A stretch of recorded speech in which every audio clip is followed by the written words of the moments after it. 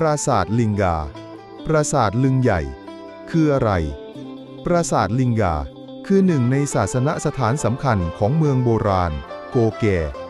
ซึ่งเคยเป็นราชธานีของอาณาจักรเขมรช่วงสั้นๆในคริสตศตวรรษที่ 10 หรือพศ 1460 ถึง 1480 โดยประมาณสิ่งที่ทำให้ปราสาทแห่งนี้มีชื่อเสียงไม่เหมือนที่ใดในจักรวรรดิคือการบรรจุศิวลึงหินทรายขนาดมหึมาที่แกะสลักจากก้อนหินเพียงก้อนเดียวลักษณะเป็นแท่งสี่เหลี่ยมทรงกระบอกตั้งตระหง่านบนฐานโยนีขนาดยักษ์ลึงนี้ไม่ได้เป็นเพียงศิวลึงประจำเทวาลัยเท่านั้นแต่ยังสะท้อนแนวคิดเดวาราชาหรือพระมหากษัตริย์คือสมมุติเทพที่ผูกอำนาจของกษัตริย์กับพระศิวะโดยตรงศิวลึงขนาดยักษ์เช่นนี้พบไม่กี่แห่งในกัมพูชาและที่โกแกถือเป็นจุดสูงสุดของการสร้างลึงขนาดใหญ่ที่สุดในโลกโบราณอยู่ที่ไหนปราสาทลิงกาตั้งอยู่ทางตอนเหนือของปราสาทธมซึ่งเป็นศูนย์กลางราชธานีโกแกพิกัดจริงอยู่ในจังหวัดเปรียบีเฮียประเทศกัมพูชาห่างจากเสียมราชประมาณ 120 กิโลเมตรสภาพภูมิประเทศเป็นที่ราบป่าทึบล้อมรอบด้วยภูเขาและเนินหินทำให้โกแกมีลักษณะเป็นราชธานีในหุบป่าต่างจากเมืองอังกอร์ที่เป็นที่ราบลุ่มมีเครือข่ายน้ำชลประทานใหญ่ภายในบริเวณมีกลุ่มปราสาทย่อยหลายแห่งที่สร้างขึ้นเพื่อบรรจุศิวลึงขนาดยักษ์เรียกโดยนักโบราณคดีว่าลิงกาเทมเพล 1 2 และ 3 ซึ่งกระจายอยู่ตามแนวแกนเหนือใต้ของเมืองชื่ออื่นใดที่ใช้ปราสาทลิงกาชื่อที่ใช้โดยทั่วไปหมายถึงปราสาทลึงปราสาททนเน่งหรือทนนึ่งชื่อท้องถิ่นกัมพูชาที่เรียกปราสาทบางลังในกลุ่มนี้ลิงกาปุระชื่อโบราณของเมืองโกแกปรากฏในจารึกแปลตรงตัวว่า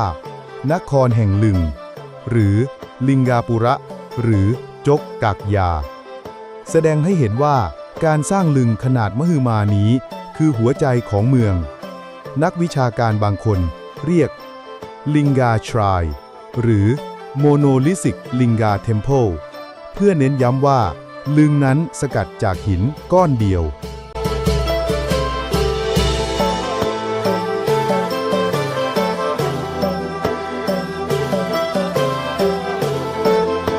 ปราสาทลิงกาสร้างเมื่อไหร่ใครสร้างจุดเริ่มต้นยุคเปลี่ยนราชธานีย้อนไปเมื่อต้นคริสตศตวรรษที่ 10 หลังการสิ้นพระชนม์ของ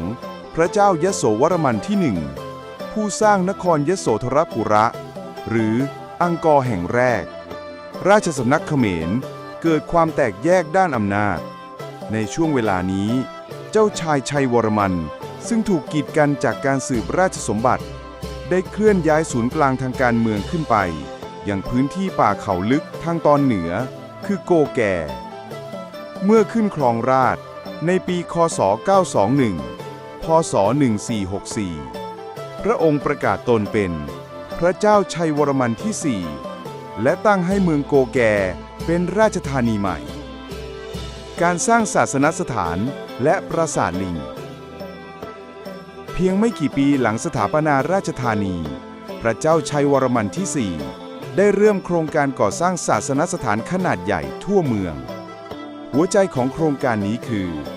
การสถาปนาลิงยักษ์หลายแห่งโดยเฉพาะที่เรารู้จักกันในนามปราสาทลิงกาใหญ่หรือปราสาทลิงกาเทมเพลวันศิวลึงเหล่านี้ไม่ได้มีบทบาททางศาสนาแต่เป็นสัญลักษณ์ทางการเมือง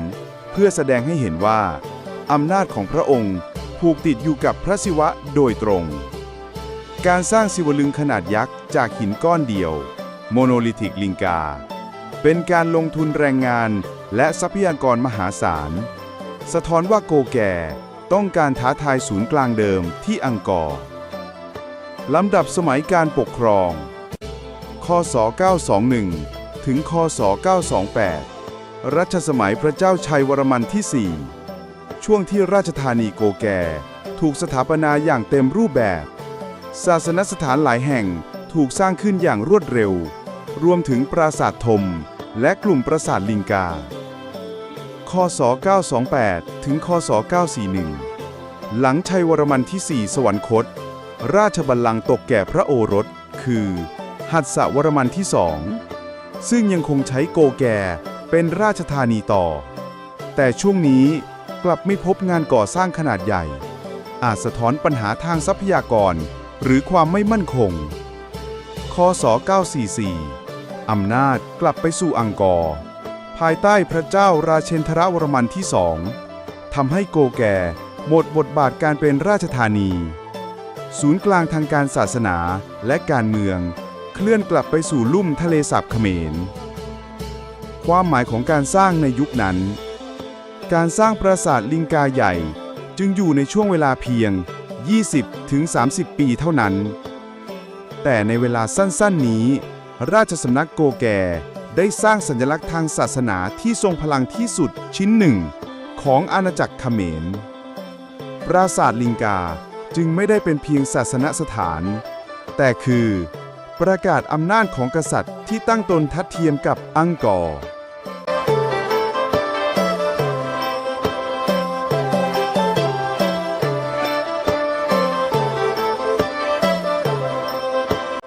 กษัตริย์พระนามว่าชัยวรมันที่ 4 เขาเป็นใคร มีความสำคัญยังไง พระเจ้าชัยวรมันที่ 4 เป็นกษัตริย์แห่งจักรวรรดิของในคริสตศตวรรษที่ 10 มีพระราชกรณียกิจและสถานะที่น่าสนใจ เพราะแตกต่างจากกษัตริย์องค์อื่น ๆ ของเขมรโบราณพ่อสมควร พระราชวงศ์และการขึ้นครองราชย์พระเจ้าชัยวรมันที่ 4 ขึ้นครองราชย์ราวคศ 928 ถึง 941 พระถ้าเป็นในพศก็คือ 1471 ถึง 1484 นะครับ เชื่อกันว่าไม่ใช่ทายาทโดยตรงของกษัตริย์องค์ก่อน ก็คือพระเจ้ายโสวรมันที่ 1 แต่เป็นญาติสายข้าง หรืออาจจะเป็นโอรสเขยโดยสมรสกับพระราชธิดาของพระเจ้ายโสวรมันที่ 1 นักประวัติศาสตร์บางท่านเห็นว่าพระองค์ยึดอำนาจมากกว่าขึ้นครองราชย์ตามสายสืบปกติ เมืองหลวงเกาะแก่ พระเจ้าชัยวรมันที่ 4 ทรงย้ายราชธานีจากยโสธรปุระ ในกรณีปัจจุบันก็คือบริเวณเสียมเรียบนะครับ ไปตั้งเมืองใหม่ที่เกาะแก่ เกาะแก่เป็นเมืองหลวงเพียงชั่วคราว รุ่งเรืองราว 20 ปี แต่มีการก่อสร้างมหึมา เช่น ปราสาทพระวิหารเจ้านะครับ ปราสาททอม และปราสาทสูงทรงพีระมิดนะครับแพร้งเทมเพิลซึ่งเป็นรูปแบบที่แตกต่างจากนครวัดนครธมอย่างชัดเจน นักวิชาการบางคนตีความว่าการย้ายเมืองอาจมีทั้งเหตุผลทางการเมืองก็คือต้องการสร้างฐานอำนาจใหม่และศาสนาหรือจักรวาลวิทยาก็คือการสร้างศูนย์กลางจักรวาลให้ตนเองเป็นเทวราชาความเชื่อและศาสนาพระเจ้าชัยวรมันที่ 4 นับถือศาสนาฮินดูสายไสยวนิกายก็คือบูชาพระศิวะนะครับหลักฐานศิลาจารึกบ่งบอกว่าพระองค์โปรดให้สร้างศิวลึงและปราสาทมากมายเพื่อแสดงถึงการเป็นสมมุติเทพหรือเดวราชาเกาะแก่จึงเป็นศูนย์กลางศาสนาที่สะท้อนอำนาจและการอ้างสิทธิทางศักดิ์สิทธิ์ของพระองค์การเมืองและความสำคัญการย้ายราชธานีสะท้อนว่าพระเจ้าชัยวรมันที่ 4 ต้องการสถาปนาอำนาจโดยไม่ขึ้นตรงกับกลุ่มอำนาจเก่าในยโสธรปุระ แม้พระองค์ครองราชย์ไม่นานแต่ได้ทิ้งมรดกด้านสถาปัตยกรรมที่ยิ่งใหญ่และเกาะแก่กลายเป็นตัวอย่างของราชธานีคู่ขนานที่ท้าทายอำนาจศูนย์กลางหลังจากพระองค์สวรรคตอำนาจก็กลับคืนไปที่ยโสธรปุระอีกครั้งหนึ่งความสำคัญทางประวัติศาสตร์พระเจ้าชัยวรมันที่ 4 คือกษัตริย์นอกสายตรงที่ประสบความสำเร็จในการสร้างเมืองหลวงและศูนย์กลางศาสนาใหม่สถาปัตยกรรมเกาะแก่เช่นปราสาทพีระมิดสูง 7 ชั้นเป็นผลงานโดดเด่นที่ไม่มีในยุคอื่นของขอม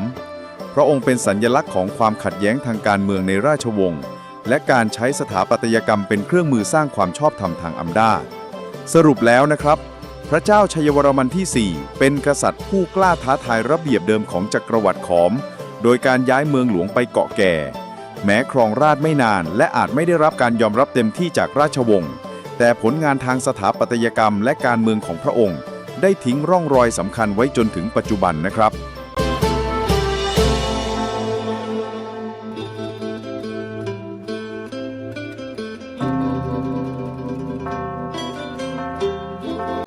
การเปรียบเทียบกษัตริย์ของโบราณยโสวรมันที่หนึ่งเมืองหลวงก่อตั้งนครยโสธรปุระเป็นศูนย์กลางอำนาจศาสนานับถือศาสนาฮินดูสายไสยวนิกายเช่นเดียวกับชัยวรมันที่ 4 สถาปัตยกรรมสร้างวัดบายนต้นแบบและวางผังเมืองตามหลักจักรวาลวิทยาเน้นลิงก์ระหว่างเมืองศาสนาและจักรวาลลักษณะการปกครองรักษาราชสำนักให้อยู่ในศูนย์กลางเดียวไม่ย้ายเมืองหลวงข้อเปรียบเทียบยโสวรมันที่ 1 สร้างอำนาจที่มั่นคงในอังกอร์ขณะที่ชัยวรมันที่ 4 ย้ายเมืองหลวงไปโกแกเพื่อสร้างฐานอำนาจใหม่ท้าทายอำนาจเก่าชัยวรมันที่ 4 เจวรมัน 4 คริสตศักราช 928 ถึง 941 เมืองหลวงย้ายไปเกาะแก่เป็นราชธานีชั่วคราวเพียง 20-30 ปี ศาสนาบูชาพระศิวะเช่นเดียวกันแต่เน้นการสร้างลิงขนาดมหึมาเป็นสัญลักษณ์สมมุติเทพเพื่อยืนยันสิทธิอำนาจทางศักดิ์สิทธิ์สถาปัตยกรรมปราสาทพีระมิดสูง 7 ชั้นปราสาทธมและปราสาทรอบๆแปลกจากอังกอร์มีความโดดเด่นเฉพาะตัวลักษณะการปกครองเป็นกษัตริย์นอกสายตรงที่ต้องสร้างความชอบธรรมด้วยสถาปัตยกรรมและพิธีกรรมข้อเปรียบเทียบชัยวรมันที่ 4 เป็นนักปฏิรูปด้านภูมิศาสตร์อำนาจใช้สถาปัตยกรรมประกาศตัวตนแตกต่างจากยโสวรมันที่ 1 ที่เน้นสร้างความมั่นคงในเมืองหลวงเดิมราเจนทรวรมันที่ 2 ราเจนทรวรมัน 2 คริสตศักราช 944 ถึง 968 เมืองหลวงกลับไปที่อังกอร์หรือยโสธรปุระหลังชัยวรมันที่ 4 สวรรคตศาสนานับถือศาสนาฮินดูสายไสยวนิกายเช่นเดิมและเริ่มฟื้นฟูศาสนสถานเก่าที่ก่อแก่สถาปัตยกรรมสร้างวัดพระยาโคและศาสนสถานในอังกอร์ใหม่ต่อเนื่องจากแนวคิดของยโสวรมันที่ 1 ลักษณะการปกครองกลับคืนสู่ศูนย์กลางอำนาจเดิมรักษาความต่อเนื่องราชวงศ์ข้อเปรียบเทียบราเชนทรวรมันที่ 2 คือกษัตริย์ฟื้นฟูความมั่นคงหลังความไม่แน่นอนของชัยวรมันที่ 4 การปกครองกลับสู่ระบบศูนย์กลางอำนาจเดิมแสดงให้เห็นว่ากอแกเป็นเพียงช่วงชั่วคราวของชัยวรมันที่ 4 สรุปความแตกต่างหลักลำดับกษัตริย์เมืองหลวงสถาปัตยกรรมการเมืองหรืออำนาจความสำคัญยโสวรมันที่ 1 ยโสวามัน 1 เมืองหลวงยโสธรปุระสถาปัตยกรรมผังเมืองตามจักรวาลวิทยาวัดบายนต้นแบบการเมืองหรืออำนาจ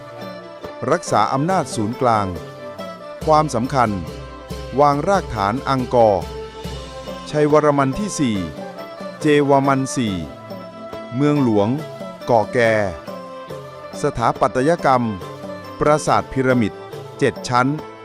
ลิงยักษ์การเมืองหรืออำนาจสร้างฐานอำนาจใหม่ท้าทายอังกอร์ความสำคัญสัญลักษณ์อำนาจเฉพาะตัว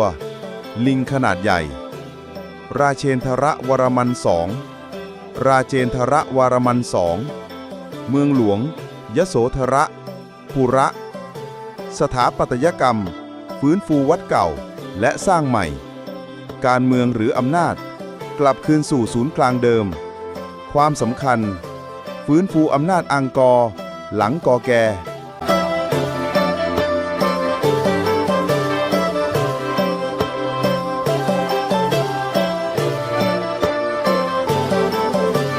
จุดประสงค์ในการสร้างและความหมายเชิงคติของปราสาทลิงกาหรือโกแก่จุดประสงค์หลักในการสร้างการประกาศอำนาจทางศาสนาปราสาทลิงกาและปราสาทรอบๆโกแก่ถูกสร้างเพื่อเป็นศูนย์กลางพิธีกรรมทางศาสนาฮินดูสายไสยวนิกาย โดยเฉพาะการบูชาพระศิวะ ลิงขนาดมหึมาเป็นตัวแทนของเทพศิวะและถือเป็นสมมุติเทพของกษัตริย์การตั้งลิงบนแท่นสูงและมีปราสาทรายล้อมสะท้อนว่าอำนาจกษัตริย์และศาสนาถูกผูกติดกันการสร้างความชอบธรรมทางการเมืองพระเจ้าชัยวรมันที่ 4เป็นกษัตริย์นอกสายตรงของราชวงศ์อังกอร์การสร้างปราสาทขนาดยักษ์และลิงขนาดมหึมาเป็นเครื่องมือยืนยันสิทธิอำนาจและสร้างฐานอำนาจใหม่ที่โกแก่โครงสร้างปราสาทพีระมิด7 ชั้นปราสาทธมแสดงถึงความสูงส่งเหนือจักรวาลและราชสำนักเดิมศูนย์กลางวัฒนธรรมและการปฏิสัมพันธ์ทางสังคมปราสาทไม่ใช่แค่ศาสนสถานแต่เป็นศูนย์กลางของกิจกรรมชุมชนพิธีกรรมประจำปีการเรียนรู้และงานช่างฝีมือ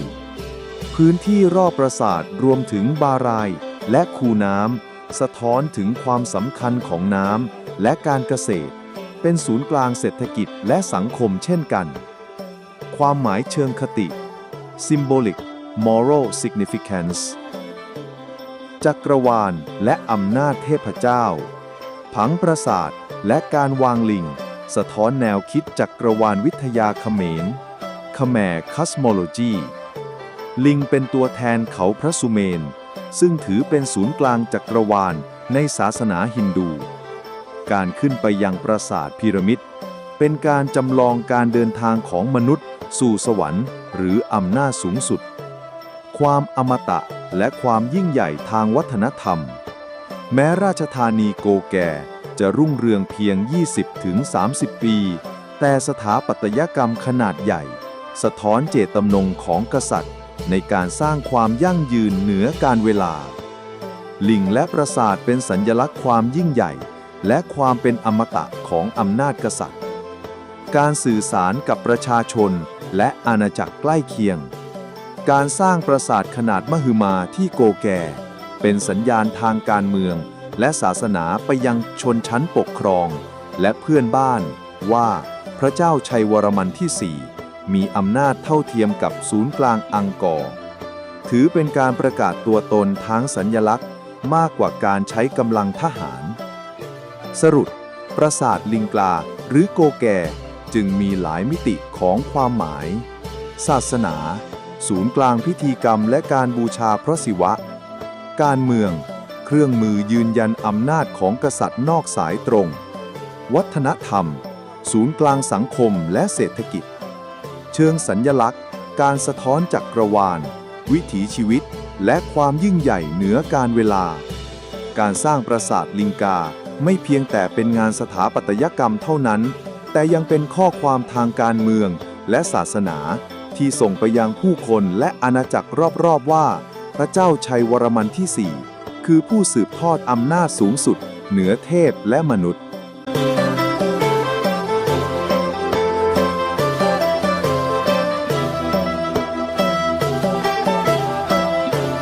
แผนผังและสถาปัตยกรรมของโกแกปราสาทลิงกาผังเมืองและการจัดวางนั้น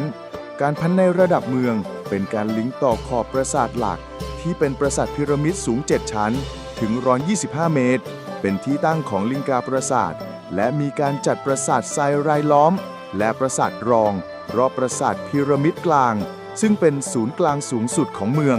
บนแท่นสูง 7 ชั้นคล้ายภูเขาเมรูตามความเชื่อจักรวาลวิทยาปราสาททรายรายล้อมรอบปราสาทรองถูกวางเป็นเส้นแกนตรงและวงกลมรอบปราสาทธมเพื่อแสดงถึงลำดับชั้นและความสัมพันธ์เชิงอำนาจคูน้ำและบารายรอบเมืองทำหน้าที่ทั้งด้านน้ำทำการเกษตรกรรมและสัญลักษณ์จักรวาลโครงสร้างและสถาปัตยกรรมวัสดุหลักมี2 อย่างคือหินทรายซันสโตนใช้สำหรับลิงกาประตูประติมากรรมและปราสาทหลักหินภูเขาไฟหรือเลดบริกใช้สำหรับกำแพงพื้นและปราสาทรองปราสาทพีระมิดปราสาทธมมีลิงกาขนาดมหึมาอยู่ที่ยอด7 ชั้นสื่อถึงการขึ้นสู่จักรวาลบันไดสูงชันและทางเข้าหลักชี้ไปทางทิศเหนือหรือทางทิศตะวันออกตามหลักศาสนา ปราสาทรอบๆขนาดเล็กลงแต่ใช้สถาปัตยกรรมเหมือนปราสาทหลักคือหอปราสาทประตูลานบูชา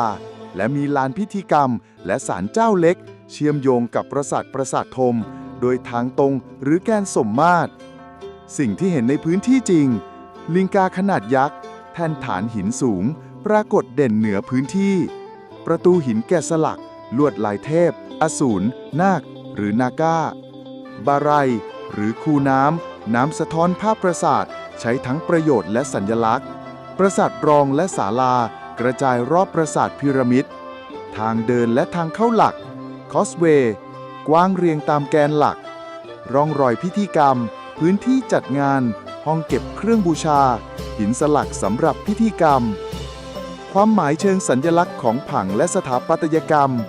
แกนสมมาตรและวงกลมแสดงถึงความเป็นระเบียบของจักรวาลและความสูงส่งของกษัตริย์ปราสาทพีระมิดตัวแทนภูเขาเมรูศูนย์กลางจักรวาลและศูนย์กลางอำนาจกษัตริย์บาไรและน้ำสื่อถึงความอุดมสมบูรณ์และการควบคุมธรรมชาติลิงกาบนยอดปราสาทการยืนยันสิทธิอำนาจกษัตริย์และความเป็นสมมุติเทพสรุปโกแกเป็นราชธานีชั่วคราวที่มีผังเมืองและสถาปัตยกรรมเชิงสัญลักษณ์ชัดเจนสิ่งที่เห็นบนพื้นที่จริงสะท้อนทั้งศาสนาการเมืองและวัฒนธรรมผังและโครงสร้างของปราสาทแสดงถึงความสัมพันธ์ระหว่างอำนาจกษัตริย์เทพเจ้าและจักรวาลทำให้โกแกไม่ใช่เพียงเมืองหลวงชั่วคราวแต่เป็นข้อความทางสัญลักษณ์และพิธีกรรมที่ทรงพลัง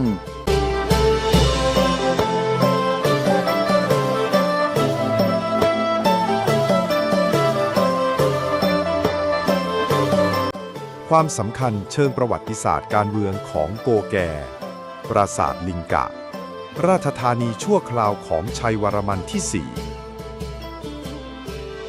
โกแกถูกสร้างขึ้นในช่วงต้นคริสตศตวรรษที่ 10 เป็นราชธานีชั่วคราวของพระเจ้าชัยวรมันที่ 4 การย้ายเมืองหลวงจากอังกอร์ไปโกแกเป็นการประกาศอำนาจท้าทายราชวงศ์เดิม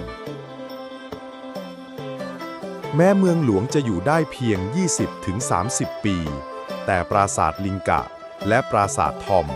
เป็นสัญลักษณ์อำนาจที่ยิ่งใหญ่เหนือการเวลาความสำคัญเชิงการเมืองภายในราชวงศ์ชัยวรมันที่ 4 ไม่ใช่กษัตริย์สายตรงจึงต้องสร้างความชอบธรรมทางการเมืองผ่านสถาปัตยกรรมและพิธีกรรมลึงขนาดมหึมาโมโนลิฟิกอินกะเป็นเครื่องมือการเมืองแบบสมมุติเทพเดวราชาลึงสะท้อนว่ากษัตริย์มีอำนาจเทียบเท่าเทพศิวะ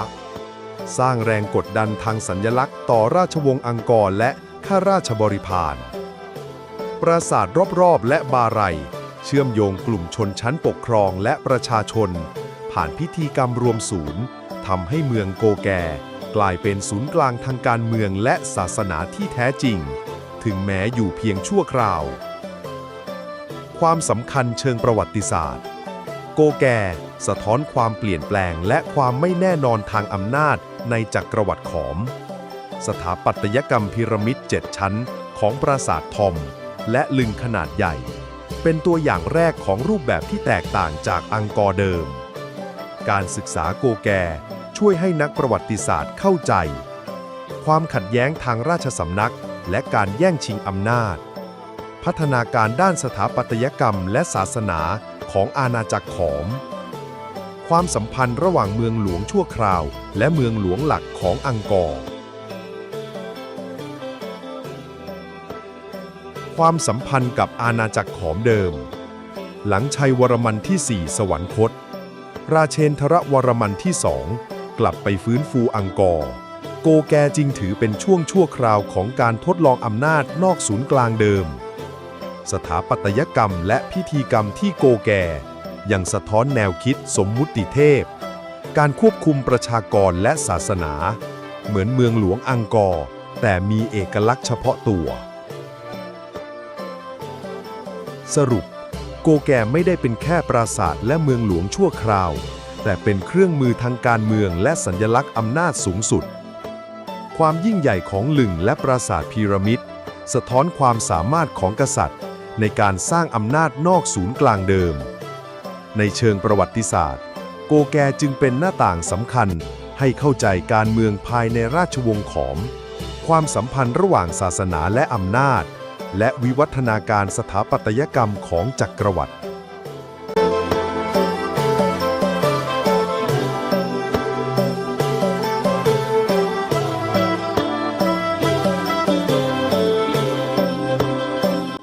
การแย่งชิงพื้นที่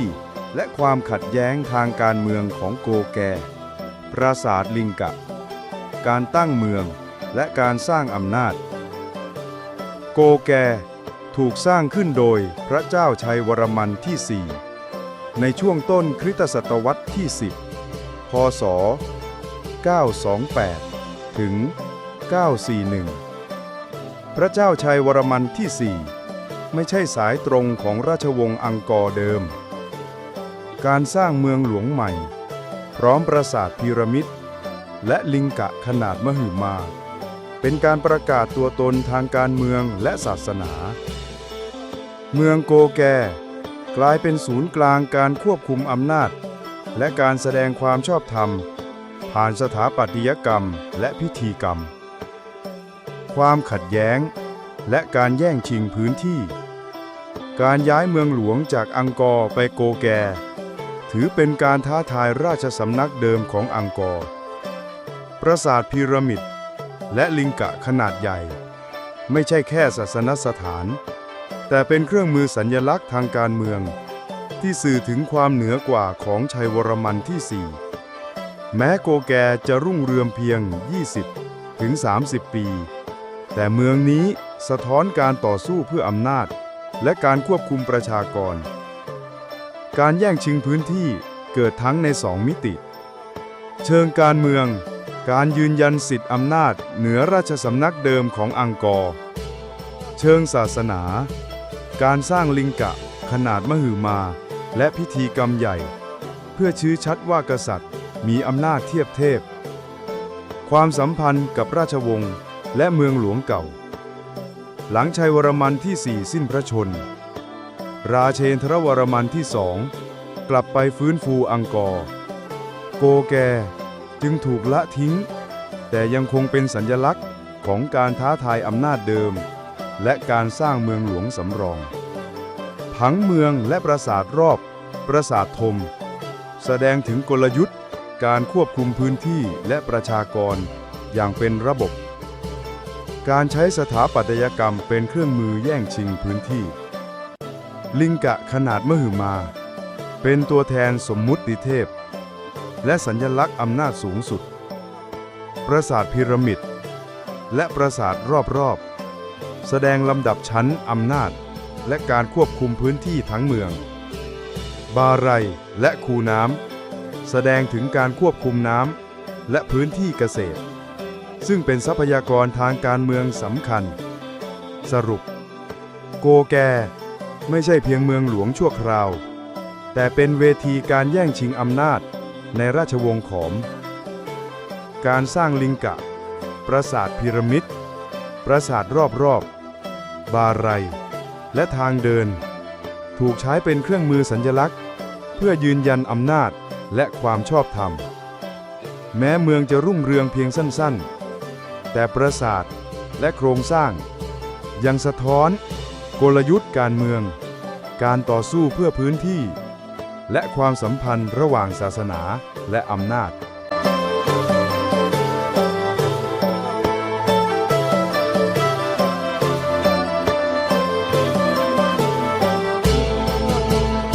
เรื่องเล่าทางพิธีกรรมของโกแก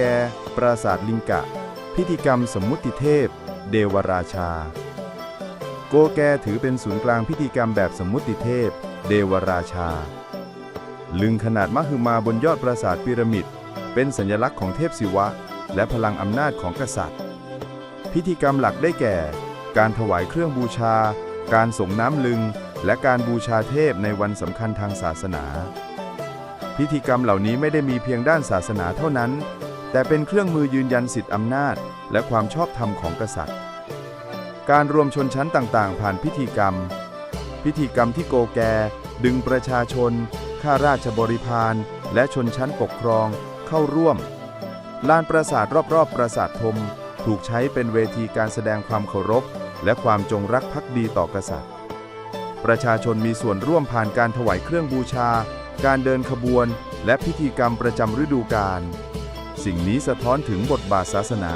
เป็นเครื่องมือสร้างความสามัคคีและยืนยันอำนาจพิธีกรรมเฉพาะกิจและเทศกาลพิธีกรรมเฉพาะกิจเช่นพิธีบูชาลึงเมื่อขึ้นปีใหม่พิธีสงน้ำและพิธีถวายผลผลิตทางเกษตรการจัดพิธีใหญ่แสดงถึงการควบคุมทรัพยากรและพื้นที่บารัยและคูน้ำรอบเมืองถูกใช้เป็นฉากหลังสำหรับพิธีกรรมทางน้ำเช่นการส่งน้ำเทพเจ้าและลึงความเชื่อและสัญลักษณ์ลึงบนยอดปราสาทตัวแทนศูนย์กลางจักรวาลและพลังอำนาจของกษัตริย์ปราสาทรอบๆและศาลาเล็กแสดงถึงการแบ่งชั้นทางสังคมและการเชื่อมโยงระหว่างประชาชนกับอำนาจกษัตริย์น้ำและบารัยเป็นสัญลักษณ์ของความอุดมสมบูรณ์และการควบคุมธรรมชาติผ่านพิธีกรรมทางน้ำพิธีกรรมแต่ละอย่างสะท้อนความสัมพันธ์ระหว่างศาสนาการเมืองและสังคมเรื่องเล่าทางพิธีกรรมเชิงประวัติศาสตร์โกแกไม่ใช่แค่ปราสาทหรือเมืองหลวงแต่เป็นศูนย์กลางพิธีกรรมชั่วคราวที่สะท้อนการเมืองและอำนาจการทำพิธีบูชาลึงและปราสาทพีระมิดเป็นการประกาศอำนาจและการแย่งชิงพื้นที่ทางสัญลักษณ์เรื่องเล่าพิธีกรรมเหล่านี้ยังสะท้อนถึงความเชื่อของยุคต้นการปกครองเชิงศาสนาและบทบาทกษัตริย์ในฐานะเทพบนโลก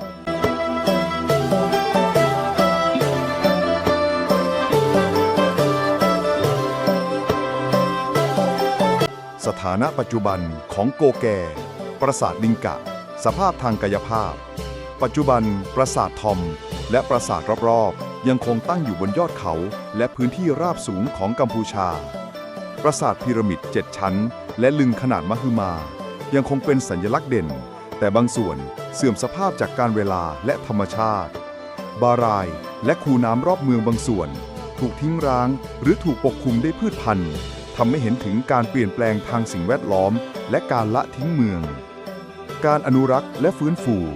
หน่วยงานโบราณคดีและองค์การอนุรักษ์ต่างประเทศมีโครงการสำรวจและฟื้นฟูปราสาทและลึงงานอนุรักษ์เน้นทั้งการป้องกันการพังทลายของโครงสร้างหิน